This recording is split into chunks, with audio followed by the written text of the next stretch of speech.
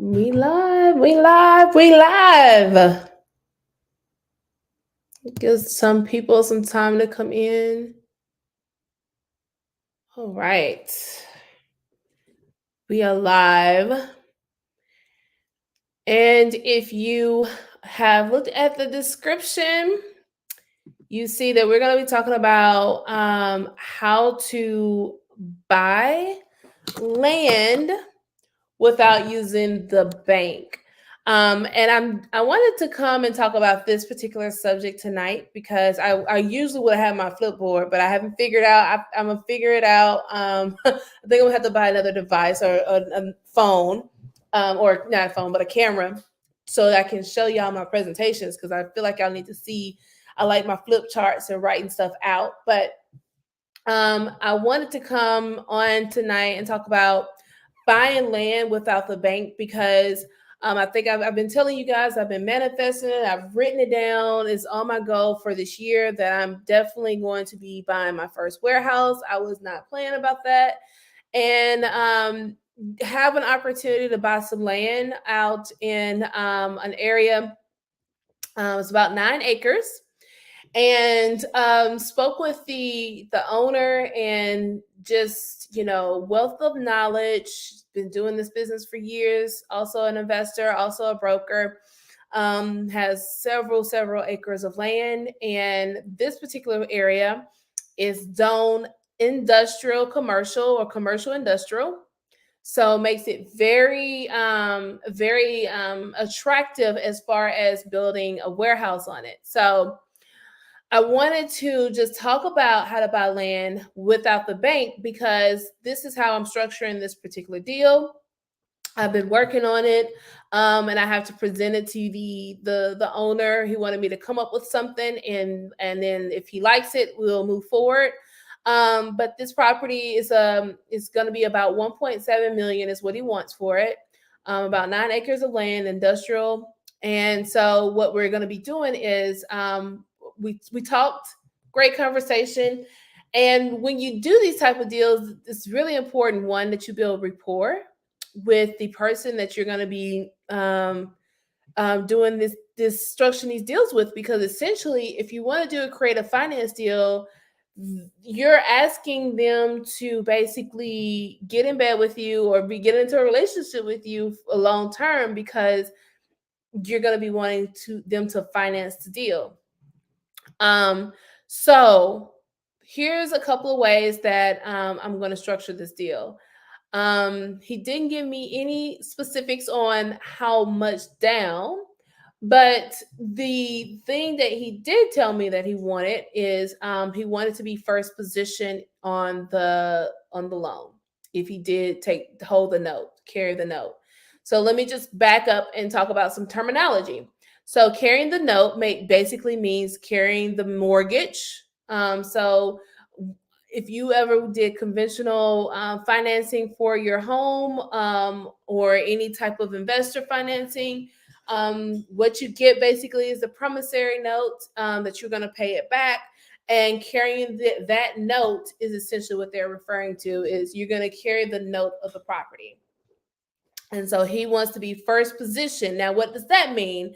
Now, there are times when you can take out, like normally, if you go through conventional, you've never taken out any additional loans, or you don't have any additional liens, that means that the, let's just say, ABC mortgager is first position in that mortgage, meaning that if for some reason they ever needed to foreclose on your property, or because you didn't pay, they can foreclose and take ownership or take title to the property. That is in first position. Now, some people go out and get liens against their home when they already have a mortgage, and they'll be in second position to it, meaning that you have you have a lien. And what happens with that, with a second position, that even a second position person can foreclose on your home. But the person that's in first, in order to protect their asset, is usually going to pay off that loan in the event, so that they won't have their property foreclosed on. Okay. But essentially, if for some reason the first you defaulted on the first position, the second position is basically it's out of luck because they won't be able to. Hey, Derek. They won't be able to. They won't be able to collect their payments from you or their loan balance. So that's just a quick rundown of what he meant. There's some terminology. So I'm talking to the seller. Great conversation, great wealth of knowledge. Basically, is he's a baby boomer ready to dispose of a lot of in real estate that he has. And again, one of these pieces of property is attractive to me because if you've been following me and you've been invested in me as I'm invested in you, you guys know that I am on the road to buy my first warehouse this year. Even if it's just buying my first property to put a warehouse on, like it's gonna get done. And so, um, obviously, like I don't have 1.5 million laying around. Could I get a loan for it? My business probably could get a loan for it. I personally couldn't, but who wants to get a loan right now with the interest rates hiking up? So it's for me, it makes a lot of sense to go ahead and talk about creative finance with this particular seller. So here's the deal. He stated his number to me, and he wants to have a down payment. He wants to be first position on the loan, and but also he will not. The other reason why he wants to be first position on the loan is because he will not do what we call a subject to or a seller finance. Not really subject to because the property is free and clear, but a seller finance. So the only way to structure this type of deal would be through a land contract. So let me explain what a land contract is. Well, first, let me explain what seller finance, just in case some people don't know. Seller financing is basically when someone owns a property and they work out a deal with you to do financing where they make themselves, the seller makes themselves the bank. Okay. So what that means is if you work out a deal where you can buy this property from them, some people do it because they either don't want to take on the financing burdens because you have interest rates and points or you have to have a certain amount of credit, or your DTI takes into effect when you do like traditional or conventional financing with the mortgagers, with the bank mortgages. They're going to look at all of that in underwriting. But when you with the seller financing, none of that usually comes into effect. It's really about how much money you have down, how much you're going to pay me over a period of time, and then a lot of times they'll attack on interest rates. And so what that means is now they become the bank, you take out the bank, and they make all the money what the bank would have made. So it makes it really attractive to owners when we're talking about seller finance. And so I say to people a lot of times is spend a lot of time educating your sellers about this, because this may be something that they really would be interested in, and it gives them the opportunity, especially if you're buying it from investors, gives them the opportunity to continue to have cash flow on property that, although they don't take title to, it gives them opportunity to continue to have cash flow coming in, and is backed by real estate. So definitely want to make yourself educate yourself on seller finance and other ways to buy property creatively. So that's seller finance. Now, one of the key things about seller finance, though, is the buyer takes title to the property or takes deed to the property, and the owner holds the note to the property. So it's structured like a typical transaction would be when you buy property. Now, as a seasoned investor, some seasoned investors don't want that. Why? Because if for some reason they have to foreclose on you, then they have to go through the entire process of foreclosing on you, and that can be costly. And they have a note, and now they have to figure out what it is. And they don't technically own the property, they just own the lien on the property. Okay. Does that make sense? Everybody on this, hey, what's going on, Neo? What's going on? I'm answering questions as well. So ask me questions if you have any about anything that I just talked about. All right, so that's seller finance. Now, with a land contract, now the same schematics will basically be the same, but with a land contract, it's just a different type of vehicle that people use. With a land contract, it oh, I am in Pace. I've been in Pace Morbley's group mastermind since like 2021 actually. And I'll tell you the story about how I got into why I got into this group. It was like almost over a year ago I've been in that group. But yeah, I'm in the Pace Morbley mastermind. Now land contracts. Land contracts, the difference from seller contracts and land contracts is that the original seller holds title until the financing or until the buyer pays for the property in full. So what that does is basically says that the foreclosure process is not the same. You basically have a you can put them in collections, you can do different things like that, but they don't technically have to foreclose on the property because they still hold title to the property, and the buyer just have a land contract with the owner that says that as I'm living and as I'm paying for this property, I can do as I want, but I don't own title to it until I pay the original seller in full. That's a land contract. And it just saves the original seller from one step that if they did need to foreclose on the property, they can. And so that's what this investor is looking to do. He wants to be first position and he wants to hold title on the property, but he is definitely willing to look at creative finance options. So, just wanted to kind of get you guys to understand how to buy creatively. Now, I'm still working on how I want to buy this land. I am going to be raising money from private funds. I'm not going to go hard money because it won't make sense if the interest rates would kill the deal.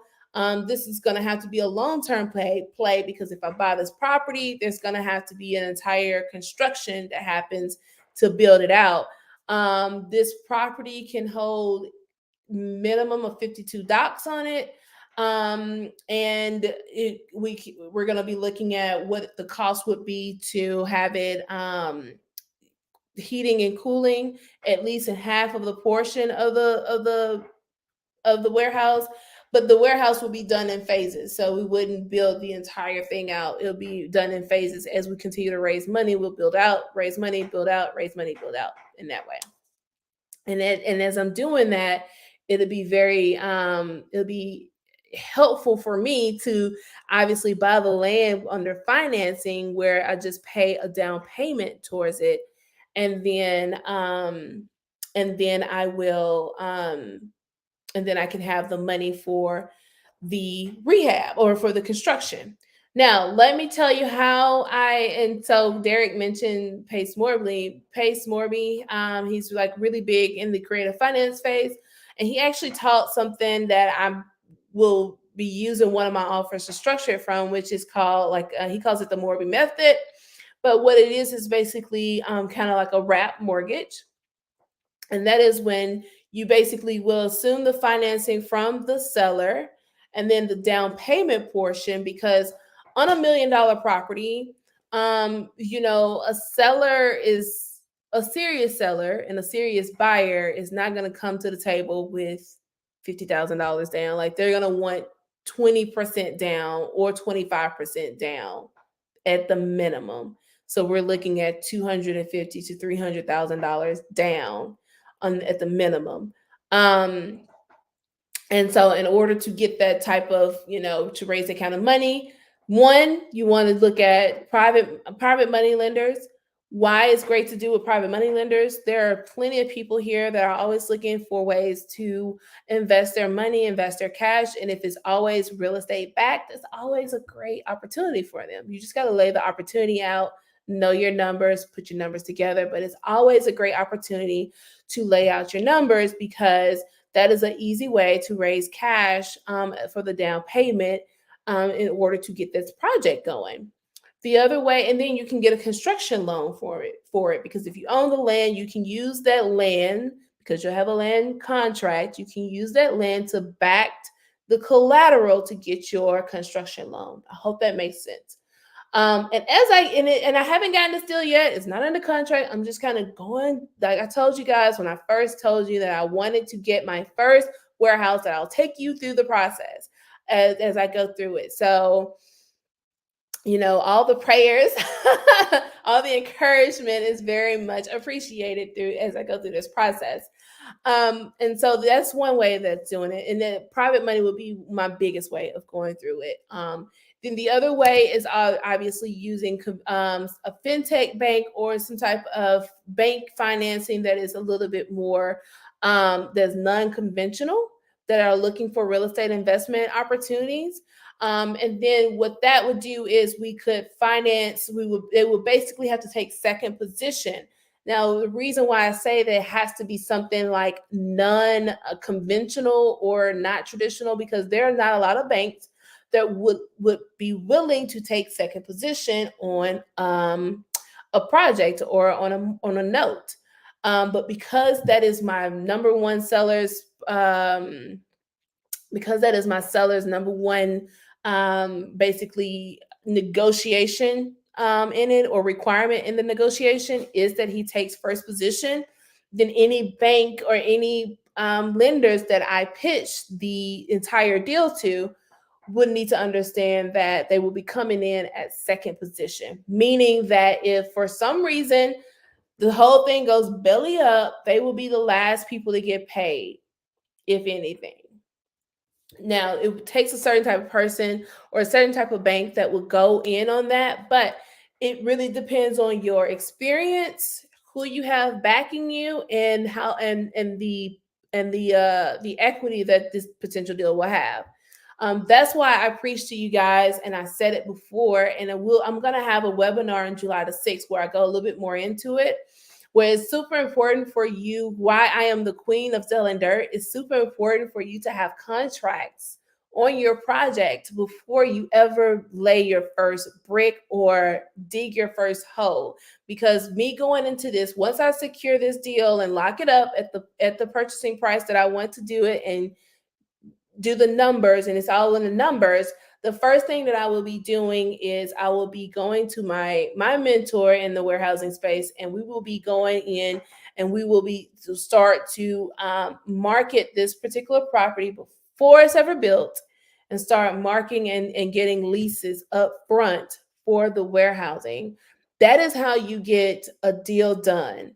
You do it before it's ever built. I'm not going to wait until the project is done and hope that someone starts to want to pay me to lease out dock space. Like, it will be leased out before anything is ever built. And that's how companies work. Companies like to know that, especially if as they're scaling up and as they're starting to move locations, whatever the situation is, they want to know that they have storage space and they have warehouse space before they ever start their project. And so that's why it's super important to be reaching out and build contacts for these type of projects, because when they get this big, you want to make sure that the money is going to be coming in. So that is kind of like my overarching plan, is to get it done creatively. I'll be raising money privately to get the down payment, and we're going to have a payment plan over years. Now, the other thing with this payment plan that I'm going to be adding into it is that it doesn't stop whenever because he's a baby boomer. It doesn't stop whenever the payments don't stop whenever the owner passes away. What will happen would be, we can do a couple of different ways. Is that basically deed gets transferred over into my name essentially, and it'll be a due on sale clause kind of in there, that in the event that he passes away before the payments are done, and we can put even a minimum of a time. So let's just say if we're 5 years into the deal and he passes away, we can put a due on sale clause there, and the deed would basically transfer over into my company, really, not me, but my company. Or you could write it in where the the deal is done with his estate. So in the event that he passes away, his estate will still hold the land contract, and I will continue to make payments to the land contract in the same agreement that I made personally with the owner will carry on to the estate, so that nothing gets held up in probate. It'd be in his estate, and his estate would be held in a trust. So we can even create a trust together where it's held in a trust that it acts if anything ever happens to him. You always want to think about asset protection whenever anything that you're getting into these type of deals with owner finance. So a couple of different ways, like I said, is you can do a trust. Another way, if you ever look at the asset protection guy on YouTube, he also showed where you can add securities into your LLC, and then they can just buy in the securities. You can do that with private money lenders, and you can also do it with the person that holds the land contract.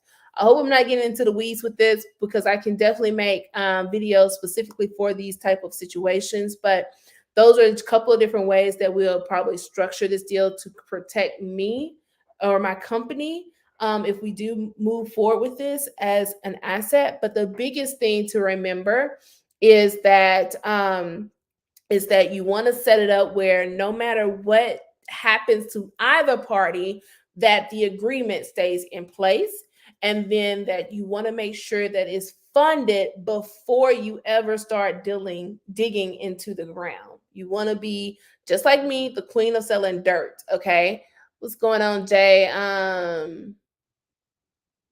He wants to, okay, I'll go live. Let's see. You got somebody that want to go live with me. He may have a question. All right, we're on YouTube. I'm not on YouTube, but on Instagram. Did I do it right? Hey, what's going on? What we talking about today? So we're talking about how to buy land without using the banks. Oh, cool. Let's do it. Okay, so we kind of went through a whole thing. So I'm talking about a potential deal where I worked out a soft agreement with a seller that he will sell me his land on with him holding the note. And so what that means is basically he will I will pay him instead of a bank each month for the purchase of his property. And so just going through what that looks like, what vehicles we use. So just went through a land contract and then also asset protection. So do you have any questions about, have you ever done a deal without using the bank? I haven't. So I'm very intrigued to learn about this process, and then I'll chime in and kind of give my thoughts on buying land and what you can do with the land after it's purchased. Yes. So again, just walking back through how I'm going to set up this deal is we're going to set it up on an owner finance where he will hold the note. Now, the other thing that I mentioned is that he will be first in position, because that is one of his requirements. Again, I'm dealing with a seasoned investor. So he already knows how to structure deals like this. And so it was pretty easy to talk about this with him, because obviously he's been doing this for many decades and he understands, and he's bought deals creatively as well. And so we're going to set up a creative finance deal where he will hold the note. We're going to do it through a land contract. We're also going to protect our assets. So in the event that he dies, this agreement will still stay in place, and his estate or his LLC who controls the estate will still get the payments from me, and I will get the title whenever I have paid in full. Or we would do a situation where if something was to happen to either party, what to happen to him, we'll do a due on sale clause. Or if for some reason something happens to me or my company as a key partner, you have insurances that could protect you. So basically, you can have insurance that covers the rest of the mortgage if anything happens. Okay, so those are some of the ways that you can protect yourself. That's the way that we're going to be putting this deal under contract. And then the raising of funds. Again, I talked about this in another live, is don't get scared when you start talking to people and they're talking about needing $300,000 to the table or buying property for $1 million. Why? Because especially when you're talking about real estate and you have a plan in place, there is going to be people out there that will want to give you money, throw you money in order to do this deal because they're looking at the return. Money is a tool. You use it in the right way, you can have that tool work for you. Your money should be making money. If your money is not making money, you are probably just getting taxed like crazy on it. You're having to pay more money. And people that are in that 1%, they understand this because they've had to pay those taxes. They've had to, they've had times when they didn't allocate money properly and they were paying more in taxes than they ever wanted to. And they ended up could have used that money to invest in something. And so people understand that. And when they understand that, they're always looking for deals to put their money into because they want their money to continue to grow and make money. And so when you bring deals like this to the table, if you have those type of deals, then you can just know in your mind that it's funded. Like it's always going to be funded. Um any questions about this? Feel like I had a mouthful. I've been talking all week. I've been wanting to go live with you guys, but I've been talking around my mouth all week. And sometimes I just get super, super tired. But I'm like, oh, I'm going live tonight because I need to tell y'all about this. And I want to keep y'all updated on my progress as I work to buy my first whole warehouse. So let me tell you about the Pace Morbly, how I got involved. I think I've told this before. So, Derek, I got involved with Pace after stumbling into my first creative finance deal as a real estate investor. I bought a piece of property and I was going to wholesale it. That was the plan. I was going to wholesale it. But when I got it under contract. Nobody wanted this property, like nobody. And I'm like, this is a great, it needs a lot of work, but and it's in a great location, but nobody wanted it. Everybody wanted this for like super, super cheap, like way less than what I had it under contract for it, but I couldn't go lesser than that amount because they still owed mortgage on it. And they were actually it was actually about to go into foreclosure, and they were going to just let it go into foreclosure if someone didn't start, if they didn't sell it, or either someone taking over their payments. And so that's why it's important to really get all the information from people. If you're going to be into wholesaling, it's really important to get all the information on why people need to sell. And so once I understood where their pain points were, I said, you know what? Let's I started got on YouTube and I started saying like, what do you do? And I asked like the message boards and people, I started seeing things. It wasn't called like subject to then, it was just like taking over the mortgage. And I was like, okay, what does that mean? And this was probably about 6 or 7 years ago. And so once I like read up enough and I was like, okay, I'm just gonna just tell them like, I'm just gonna take over the mortgage. I'm just gonna take over the payments. Like I could afford it. I was like, and then I could at least try to figure out how to find a buyer. Up until then, I'll just take over the payments. And so I took over the payments. And as I was doing that contract, I actually said, okay, I can lease this out. And so I did a lease to own where I closed on the property and I took over the title and I took over the payments for it. So it's in my company name. And then I found a lease to own couple that basically came in and, fixed it up and it's theirs, as far as like we decided on an agreement in the future to pay it, but they made payments over time plus the rent where they can get it. And plus they paid me a down payment. And so that's how I got involved in creative finance. And ever since then, I always look to opportunities to buy properties with creative finance because it's really one of the best ways to buy property. And it's a lot of people out here that are in situations where they would literally, they just need to get from under the expenses of the property. Like they are not looking to make money. They're looking to, save their credit, and they're looking to stop the bleeding from the property. So if you can get into situations like that, I would say definitely look into creative finance. But that is my story. So I guess jumping forward, once I did that deal, looking for more information about how I can do this, because I feel like I just kind of fumbled my way through that. I didn't even realize like I was able to pull it off through fumbling my way through that and researching it. I came through with his channel like several years ago. And then so when he had his mastermind, I definitely signed up because it gave me some great insight about things I didn't know that I could do with creative finance.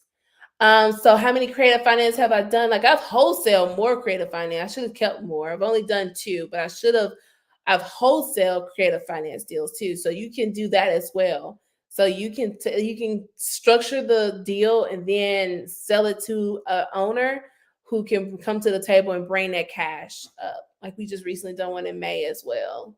So it's really cool. Um yeah, I fell for it. Yeah, I mean, honestly, I if I didn't have the rapport that I built with them, I don't think they would have trusted me to even do this because I kind of like I didn't really know what I was doing. Like I paid $100 for the contract because I didn't even have a contract that that I could use to even do the deal with. Like my contracts were only like a straight cash purchase contract. Like I didn't even have a contract to put to put the deal on. And I was like, let me find the contract to put this on.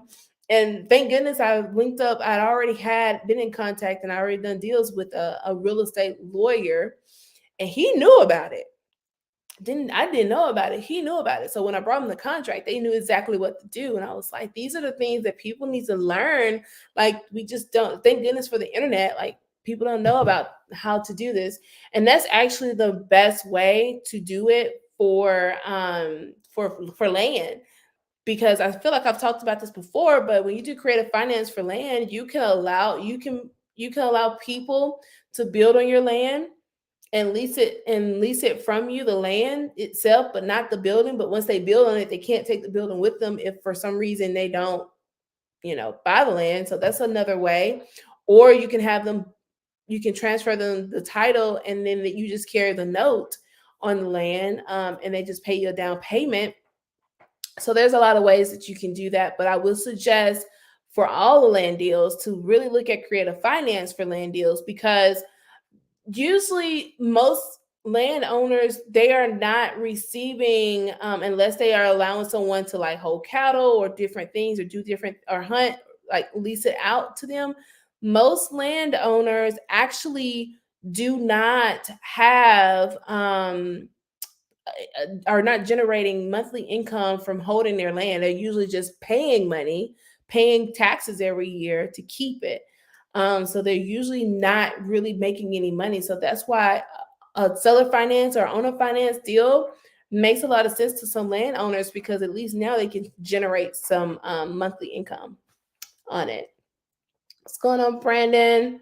Any questions about that? Any questions? Any questions?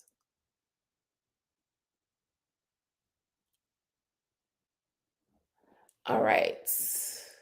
Well, if y'all don't have any questions, that is going to be it for me tonight, guys. I am going to start to get ready, but I wanted to just tell you guys about what I'm working on so you guys can keep me encouraged, keep me going. Ironically, I don't have any fear. I have no fear about it. And I mean, I've never done a deal this big, but I don't have any fear because I just feel like I have the information I need in order to, get it funded. And I know exactly what my exit strategy would be, and I've built a team of resources to help me, get it leased out. And so when you keep going and just gain the knowledge and get and just be willing to pull the trigger, like it's interesting enough how like sometimes the fear just kind of just evaporates. It does. It just kind of goes away. And you're just in it. You just stay in it and you just do it. You just do what you need to do. How long will it take to be completion? I don't know yet because I haven't. We're still just working on just structuring out the land deal. So once we get that under control, so the one thing about development is the first thing you want to do is getting the land like getting control.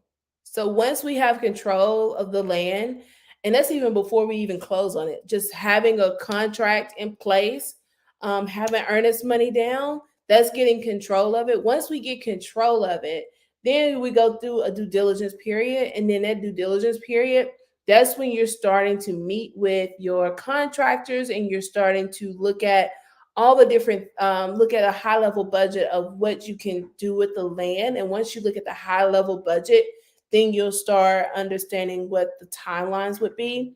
But just in general, if I had to just guess of what it would take, this would be anywhere between a 15 to 18-month project, because they would have to build, do all the surveying.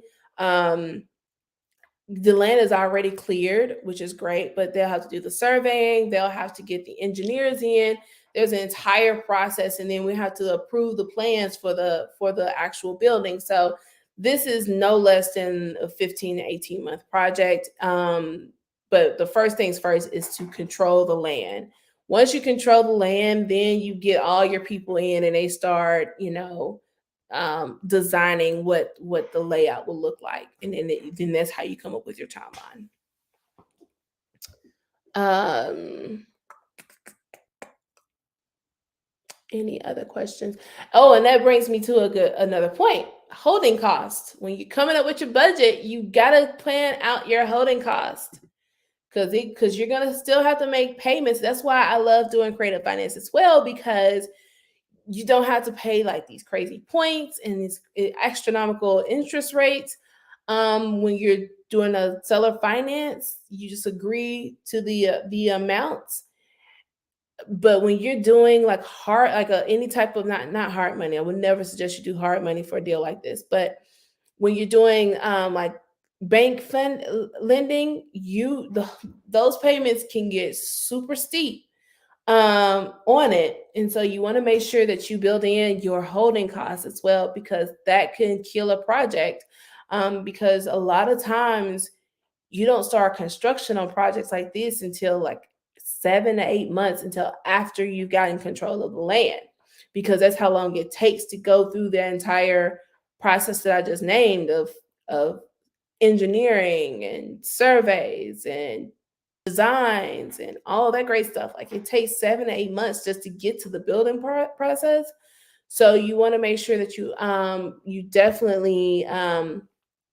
definitely allocate or budget for your holding costs in the meantime of when you're deciding what you should what your big project costs would be.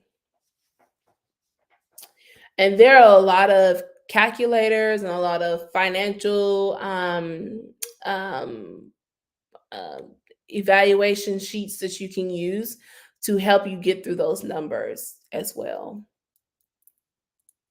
I am actually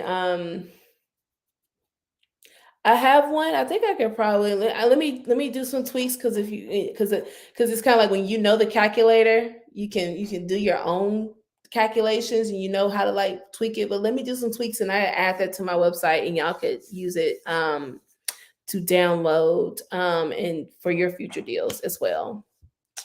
What's going on? All right, well, guys, I am gonna call it a night. Unless y'all have any other questions for me. And I'll be back probably tomorrow. I have to walk a property tomorrow. Um, I'll see if it's appropriate to go live on it, but I might take y'all through that process as well when I walk a property. This one won't be a development deal. It's actually going to be just a straight investment deal, but I might take you through that property if it's appropriate. All right. I will talk to y'all later.